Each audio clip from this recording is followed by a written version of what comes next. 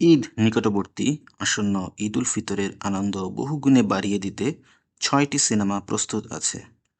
বরবাদ, দাগি, জংলি, জিন 3, চক্কর, ৩০২ এবং অন্তরাত্মা।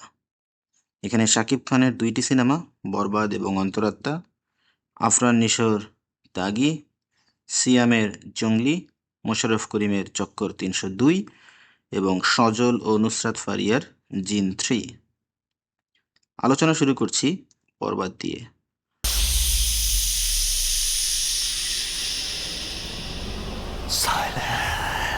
১৫ কোটি টাকার বেশি বাজেটের সিনেমা বরবাদ।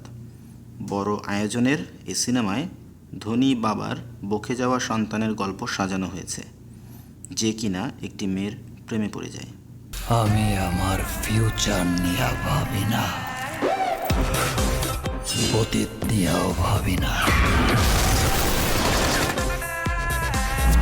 আমি শুধু একটা জিনিসই ভাবি, নিতু শুধুই আমার। নিতুরে না পাইলে আমি পুরা দুনিয়া বরবাদ করে দিতে পারি। ঘটনাক্রমে মেয়েটি ভিলেনের আক্রোশের শিকার হবে, আর সেই ঘটনার প্রতিশোধ নিয়ে বরবাদ সিনেমাটি তৈরি করা হয়েছে। টিজার ও অন্যান্য কন্টেন্ট দেখে এমনটাই মনে হচ্ছে। শাকিবের সাথে অভিনয় করেছেন ইধি কাপ্পল।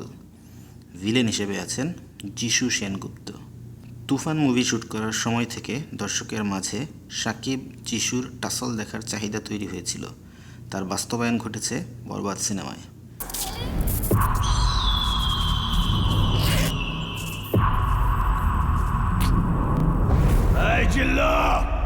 মালদে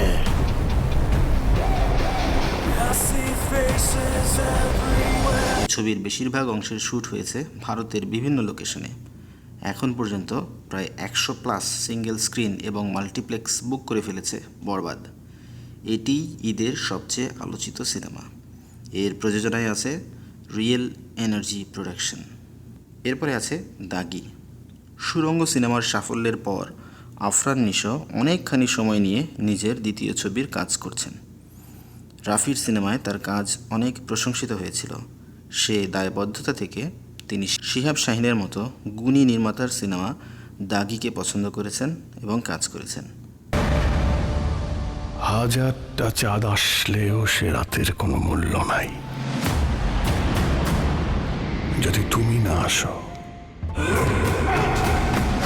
সেই রাতের কোনো অর্থই নাই। এখানেও তার বিপরীতে আছেন তমা মির্জা। এটি একটি গল্প নির্ভর সিনেমা হতে যাচ্ছে। একজন ব্যক্তি কোনো এক হত্যা মামলায় জড়িয়ে গিয়ে 14 বছর জেল খেটে বের হন। বাইরে এসে তিনি নতুন সামাজিক সংকটের মুখোমুখি হন। হঠাৎ সাইডা দিল যে আব্বা আমি পালে আসিনি, শুধু আইনের শাস্তি ভোগ করছে সে, কিন্তু সমাজের হিসাব বাকি। তার সংসার, বাবা মা, সন্তানকে নিয়ে তৈরি হওয়া জটিলতা, পুরনো জীবনের জেগে ওঠা বন্ধুত্ব ও শত্রুতার গল্প নিয়ে তৈরি হয়েছে দাগি। গল্প চিত্রায়নে শিহাব শাহীনের মুন্সিয়ানা বজায় রাখতে পারলে অন্যান্য সিনেমার ব্যবসার চেয়ে এটা পিছিয়ে থাকার কোনো কারণ নেই। নিশো তার ভক্তদের কখনোই হতাশ করেন না। তিনি এতদিন বাদে তার কামব্যাক সিনেমায় শতভাগের চেয়েও বেশি ডেডিকেশন দিয়ে কাজ করেছেন এবং সফল হবেন বলেই আমাদের বিশ্বাস। এই সিনেমাটি প্রযোজনা করেছে SBF, আলফা আই এবং চরকি। জেল থেকে আমি অনেক আশা নিয়ে বেরিয়েছিলাম যে সবকিছু হয়তো ভাগের মতো হয়ে যাবে, কিন্তু সবাই আমার সব আশা ধ্বংস করে দিয়েছে। এবারের ঈদে প্রমোশনে সবাইকে চমকে দিয়েছে জংলি। এই সিনেমা 2024-এর কুরবানি ঈদে মুক্তি পাওয়ার কথা থাকলেও এবার তা রিলিজ পাচ্ছে। ধাপে ধাপে first look, romantic song, teaser release দিয়েছে। সাথে সোশ্যাল মিডিয়া ইনফ্লুয়েন্সারদের সাথে কোল্যাব করে অভিনেতা তথা সিনেমার নায়ক সিয়াম প্রচারণা চালিয়ে যাচ্ছেন। নির্মাতা এম রহিম ও সিয়াম এই মুভি নিয়ে খুবই আশাবাদী। সিনেমার মূল বিষয় একজন ব্যক্তির জীবনে ঘটে যাওয়া প্রেম, বিরহ, ধোঁকা ও বোহেমিয়ান জীবন। বারুদ আগুন হাওয়া এক হইলেই ধোয়া, কে জ্যান্ত কে মরা। দেখে না কাঁসা নাকি পোড়ার মানুষ নাকি ঘোড়া। অতঃপর অগোছালো জীবনে নতুন বসন্তের আগমন এবং পাখি নামের একটি ছোট্ট মেয়ের সুনিপুণ ব্লেন্ড দিয়ে তৈরি হয়েছে জঙ্গলি সিনেমা। সেন্সর সার্টিফিকেট কমিটির সদস্যরাও এই মুভিটি নিয়ে অনেক পজিটিভ কথা বলেছেন। কিন্তু সবার জন্য না। জানো, তোমাকে না আমার খুব ভালো লাগে। তুমিও আমাকে তাড়িয়ে দিবে না তো জঙ্গলি?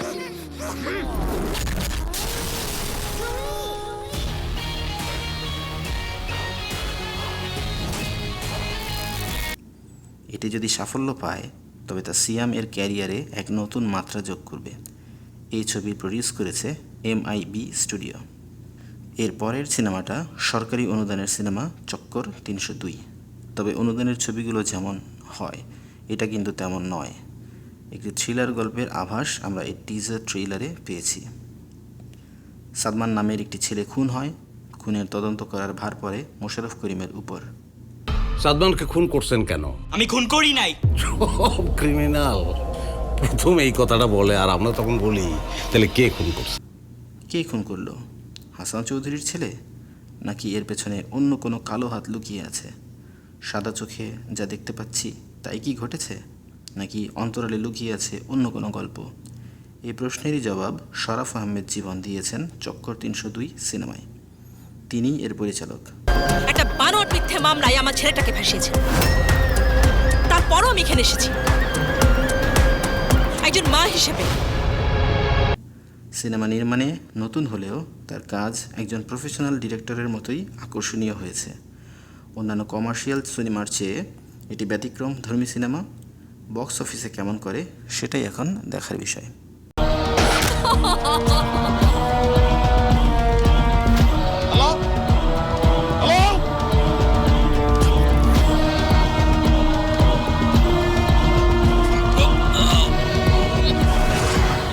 জ্যাজ মাল্টিমিডিয়া এর জিন ফ্র্যাঞ্চাইজের থার্ড ইনস্টলমেন্ট হলো জিন 3। এখানে অভিনয় করেছেন সজল ও নুসরাত ফারিয়া। সিনেমার গানগুলো ভালো মানের, দর্শকদের নজর কেড়েছে। স্পেশালি কন্যা গানের কথা বলতেই কোনো কিছু রিভিল করা হয়নি। হরর জনরার এই সিনেমা কেমন ব্যবসা করতে পারে সেটাই এখন দেখার বিষয়। এই ডিরেক্টর হচ্ছেন কামরুজ্জামান রোমান। সবশেষে যেটা নিয়ে কথা বলবো সেটা শাকিব খানের আরেকটি সিনেমা অন্তরাত্মা। বরবাদের সেন্সর নিয়ে জটিলতা তৈরি হওয়ায় এই সুযোগে এটি সেন্সরে যায় এবং সার্টিফিকেট হাতে পাওয়ার পর ঈদের 1 সপ্তাহ আগে প্রচারণা শুরু করে। 4 বছর আগে শ্যুট হওয়া সিনেমা বর্তমান সময়ে প্রত্যাশা কতটুকু মেটাতে পারবে সেই প্রশ্ন দর্শকের মনে থাকলেও মেকার্সরা কিন্তু আত্মবিশ্বাসী।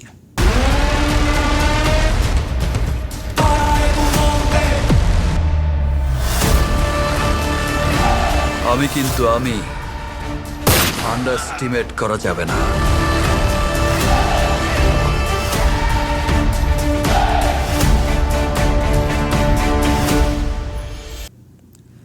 এটি একটি প্রেমের গল্পে নির্মিত। সফল ব্যবসায়ী, তার স্ত্রী এবং তাদের মধ্যকার ভালোবাসা, বিশ্বাস, সন্দেহ, আবেগ এ নিয়েই একটি ফ্যামিলি ড্রামা সিনেমা অন্তরাত্মা। এর গল্প ট্রেইলারে এক্সপোজড হয়ে গেছে। আমার দৃষ্টিতে এর সামনে দর্শক টানার কঠিন চ্যালেঞ্জ অপেক্ষা করছে। তুমি এত জেলাস ফিল করছো কেন? বিষয়টা আমার একদম ভালো লাগে। একে তো সুন্দরী, তার উপর নেত্রী বিয়ে করলে শত্রু জন্মতে সময় লাগে না। যাকে ভুলে যাস না, সে আমার স্ত্রী। আমার 2 কদম আগে হেঁটে আমাকে নিয়ে কেউ খেললে আমি তা বরদাস্ত করব না। তুমি কি আমাকে সন্দেহ করছো? আমি ছবিটি পরিচালনা করেছেন ওয়াজেদ আলী সুমন, প্রডিউসার সোহানি হোসেইন। এই ফিল্মের অন্যতম আকর্ষণ হচ্ছে গান। সময় বলে দিবে এটা কতটুকু রেসপন্স পায় দর্শকের কাছ থেকে। বলে রাখি, এই সিনেমাতে জুবিনের একটি গান আছে। তো দর্শক, আমরা ঈদের সবগুলো সিনেমা নিয়ে আলোচনা করলাম। The ball is in your court now. কোন সিনেমা দেখতে যাচ্ছেন কমেন্ট করে জানিয়ে দিন। ভিডিও যদি ভালো লাগে লাইক করুন, শেয়ার করুন আপনার বন্ধুদের সাথে। আর যদি আমাদের চ্যানেলে নতুন হয়ে থাকেন, এই ধরনের ভিডিও আরও দেখতে চান, অবশ্যই সাবস্ক্রাইব করুন। কথা হবে পরবর্তী কোনো ভিডিওতে। Till then, take care.